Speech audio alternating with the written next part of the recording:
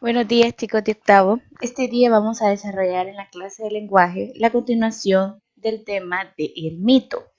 En la clase anterior, el del día viernes, yo les subí el guión donde se encontraban las características, los personajes, las causas o los orígenes que tenía el mito. Muchas veces nosotros llegamos a confundir el término mito con el término leyenda, lo cual sí tienen cierta relación porque ambos son narraciones o relatos anónimos o relatos orales que son transmitidos de generación en generación. Pero no, el mito es un relato anónimo que se creó principalmente para conocer o saber cómo fue el origen del ser humano o cómo fue el origen del cosmos. Vamos a entender al cosmos como el origen del universo, el cielo, el mar, los árboles, el ser humano, etcétera. El mito se origina gracias a tres grandes culturas, que fueron la cultura griega, la cultura egipcia y la cultura maya. ¿Qué características van a tener esas culturas? Que ambos son politeístas. El término politeísta significa de que tienen demasiados dioses. Por ejemplo, en la cultura griega está el dios Zeus, la diosa Afrodita, la diosa Atenea, etcétera. En la cultura maya, pues tenemos al dios Sol, al dios Mar, al dios de la lluvia, al dios del fruto, etcétera. Y en los dioses teníamos a los faraones dentro de la cultura egipcia. Entonces vamos a darle continuación y en esta ocasión vamos a hablar sobre los mitos según su origen. Ya mencionaba tres, los griegos, los mayas y los egipcios, y la finalidad que tienen estos mitos. Bien, vamos a empezar. Los mitos según su origen. El primero tenemos a los mitos griegos. Vamos a ver en qué se basan estos mitos griegos.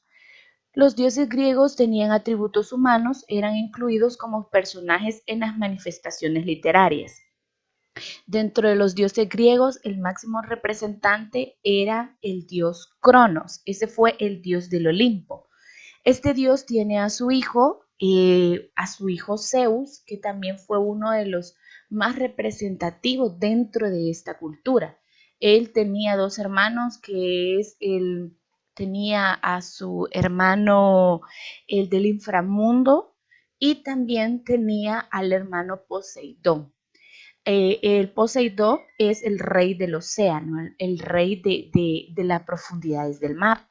Entonces, él lo que habla principalmente es cómo aparecen los dioses y que estos le dan origen a sus hijos. Como por ejemplo tenemos a un semidios que fue Aquiles. Este fue hijo de Afrodita y esta lo purifica. De ahí viene también la palabra de talón de Aquiles. Entonces, este dios griego tenía un aspecto humano. Ellos les gustaba mucho lo que era la belleza.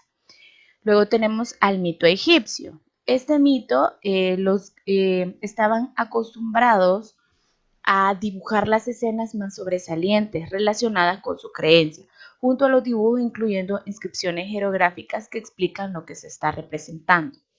Aquí en el mito egipcio, ustedes podrían ver lo de las pirámides. Ellos fueron los creadores de las pirámides y todo lo que ellos representaban dentro de su cultura no lo hacían a través de forma oral como lo hacían en el caso de los griegos y en el caso de los mayas, sino que estos hacían dibujos. Muchas veces estos tenían como apariencia humana, podría ser como la mitad de un perro, o la cara de un ser humano con el cuerpo de un animal. Para los griegos eran llamados tipos centauros, que son también criaturas que pertenecían a estos mitos. Entonces los egipcios lo que hablaban más que todo era cómo ellos preservaban a los faraones, que eran como las personas de máxima importancia. Entonces ellos lo registraban no en letras, sino que en dibujos, que también son conocidos como jeroglíficos. Eran dibujos que plasmaban en las pirámides que ellos hacían, y luego, según el estudio que se hace dentro de la historia, se dan a representar este tipo de mitología. También tenemos los mitos mayas, que estos ya se ubican en la parte de Centroamérica, y estos surgieron creencias y culto donde los dioses son protagonistas. Se da inicio a una serie de relatos que narran el origen del cosmos, el hombre y los animales. Recordémonos que el cosmos, cuando hablamos del cosmos, hablamos del universo. El cielo, ya lo mencionaba, el mar, la tierra, los animales, etc. Y dentro de los mitos mayas se cree que el dios Kukulcán o el dios Quetzalcóatl, dentro del Popol Vuh, que es una de las obras donde habla sobre el origen del ser humano, pasa por una serie de transformaciones. Está el hombre de maíz, el hombre de lodo, el hombre de palo, etc. Entonces ellos, si ustedes pueden observar, en cada uno de ellos representa o habla sobre cómo fue creado el ser humano, el universo, el cosmos, que la palabra cosmos, repito, representa todo lo que está alrededor nuestro, el cielo, el mar, la tierra, etc. Podríamos decir que dentro de estas tres grandes culturas se dan los mejores mitos dentro de la historia y nosotros estamos más empapados dentro de la mitología maya. Vamos con mitos según su finalidad. En el primero tenemos los mitos etiológicos. Estos los que nos van a servir es para darle una explicación sobre el origen de los seres humanos y las cosas. Vaya, por ejemplo, cuando le estaba hablando del mito maya, yo le menciono el Popol Vuh de cómo se origina el ser humano. Este podría ir dentro del mito etiológico. ¿Por qué? Porque este se centra principalmente en el ser humano, en el humano, en la persona, que cómo se origina este. Vaya, nosotros sabemos que dentro de la Biblia nos habla de que nosotros fuimos hechos por imagen y semejanza de Dios, ¿verdad? Que Él nos crea, agarra el polvo a través de su soplo y hacia el ser humano. Pero para ellos no. Para ellos su mitología fue una explicación. Él explica de determinada forma o perspectiva, como en el caso del Popol Vuh, donde dice que el Dios lo hace de palo, lo hace de lodo. Entonces eso explica este tipo de mito. El mito teogónico, explica el origen de los dioses y su historia. Cuando le estaba hablando del mito griego, yo le hablo sobre el dios Cronos. Sabemos que la palabra Cronos habla de tiempo. Se cree que aparece a través de la espontaneidad, aparece en el Olimpo y que crea a sus hijos, a su hijo Zeus, a su hijo del inframundo y a su hijo Apolo.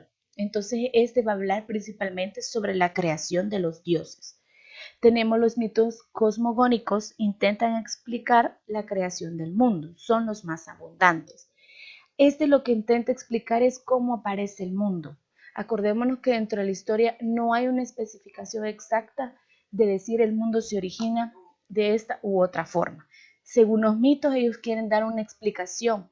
Por ejemplo, en la ciencia tenemos la teoría de la espontaneidad, tenemos la teoría de la que explica Darwin, que es la evolutiva, etcétera. Entonces, este tipo de cosmos lo que intenta explicar es cómo se origina, cómo se da ya la Tierra, ¿verdad? El cosmos, el universo. También tenemos los mitos morales, que estos abordan el conflicto permanente al que se enfrentan a las personas, al tener que decir entre el bien y el mal. Su finalidad es orientar hacia el bien.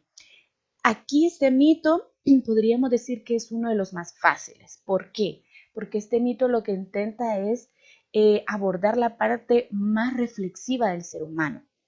Ahí dice abordar el conflicto permanente al que se enfrentan las personas entre decidir el bien o decidir el mal. Los tres mitos anteriores, si ustedes se fijan, se ubica principalmente creación. En el primero, seres humanos, en el otro, los dioses, que para ellos eran como la máxima representación de la vida, o en el otro, la representación del universo. En cambio, en el mito Morales, esto es lo que dice es hacer distinguir al ser humano entre el bien y el mal, ¿verdad? Su finalidad es orientar a la persona a hacer el bien. Es como un mito más moralizante. Bien, chicos, creo que con esto sería todo lo del mito. Eh, como conclusión, podríamos decir de que el mito sí me explica la creación del universo, del ser humano, me explica la creación de las cosas. Y estos mitos, pues principalmente su objetivo era identificar su valor primero basándonos en un mito griego o en un mito egipcio o en un mito maya. ¿Cuál de todos estos mitos fueron los más importantes? Los más importantes fueron los mitos griegos porque la cultura greco-latina o la cultura griega ha sido representada desde el siglo V antes de Cristo y ha dado muchos inicios a la literatura. Luego viene la cultura o la mitología maya, que es a la que ya nos compete a nosotros, ¿verdad? Entonces, esto sería todo con lo del tema del mito. Con esto se finalizaría y pues nos veremos en otra clase. Gracias.